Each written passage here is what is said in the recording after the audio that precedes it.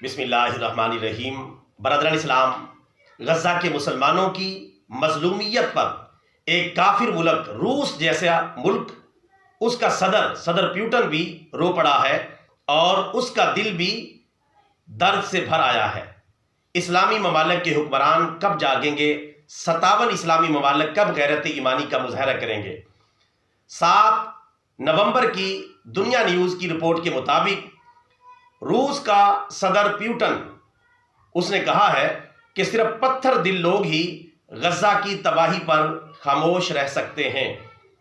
روس کے صدر پیوٹن نے غزہ پر اسرائیلی بربریت جاری رہنے کی صورت میں نئے محاذ پیدا ہونے کے خدشات کا بھی اظہار کر دیا ہے۔ ایک سیمینار سے خطاب کرتے ہوئے روس کے صدر پیوٹن نے کہا کہ فلسطین اور غزہ پر ٹوٹ پڑنے والی قوتوں سے متعلق ہمارا موقف بالکل واضح ہے۔ خون میں لت پت بچوں کو دیکھ کر کوئی بھی آنسو نہیں روک سکتا۔ غزہ میں جاری تباہی پر کوئی پتھر دل ہی خاموش رہ سکتا ہے۔ صدر پیوٹن نے مزید کہا کہ غزہ میں شہید ہونے والوں میں زیادہ تعداد خواتین اور بچوں کی ہے، جبکہ 23 لاکھ باشندے یعنی غزہ کے 23 لاکھ باشندے محاصرے کی وجہ سے خوراک، پانی، ایندھن اور ادویات کی قلت سے دوچار ہیں۔ مصائب اور خون آلود بچوں کو دیکھتے ہی دل بھر آتا ہے۔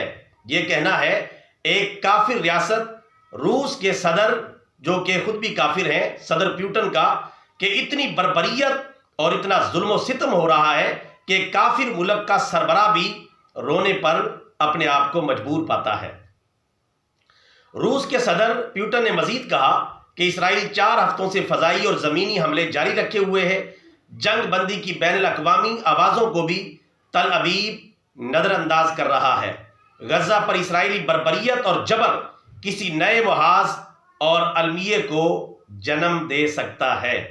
برادران اسلام، یہ تھا ایک کافر ریاست کے کافر سربراہ کا بیان کہ اتنی بربریت کا مظاہرہ ہو رہا ہے، اتنا ظلم و ستم اہل غزہ پر ڈھایا جا رہا ہے کہ کافر ملک کا کافر سربراہ بھی رو پڑا ہے۔ مسلم ممالک کے حکمران کب جاگیں گے؟ کب غیرت ایمانی کا مظاہرہ کریں گے؟ ان کا دل کب بھر آئے گا؟ ان کی آنکھوں سے آنسو کب ٹپکیں گے؟ اور وہ کب اپنے بھائیوں کی مدد کو پہنچیں گے؟ ساری امت مسلمہ اپنے حکمرانوں کا انتظار کر رہی ہے۔ امت مسلمہ کے افراد تو بہت ہی زیادہ غیرت مند ہیں۔ اگر انہیں موقع ملتا تو اب تک وہ دہشت گرد ریاست اسرائیل کو چیر پھاڑ کے رکھ دیتے، لیکن وہ اپنے حکمرانوں کے تابع ہیں۔ لہٰذا مسلم امہ کے حکمرانوں کو چاہیے غیرت ایمانی کا مظاہرہ کریں، اپنے اپنے مفادات کو بالائے طاق رکھ کر آگے بڑھ کر اللہ عز و جل اور اس کے پیارے رسول صلی اللہ علیہ وسلم کی خوشنودی کے لیے اور قرآن و سنت کے تقاضوں کو ملحوظ خاطر رکھتے ہوئے اہل غزہ کی مدد کے لیے فوراً پیش قدمی کریں۔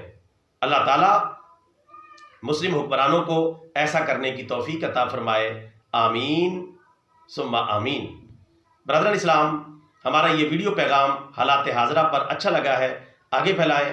بطور صدقہ جاریہ channel subscribe, video like and share. جزاک اللہ خیرا۔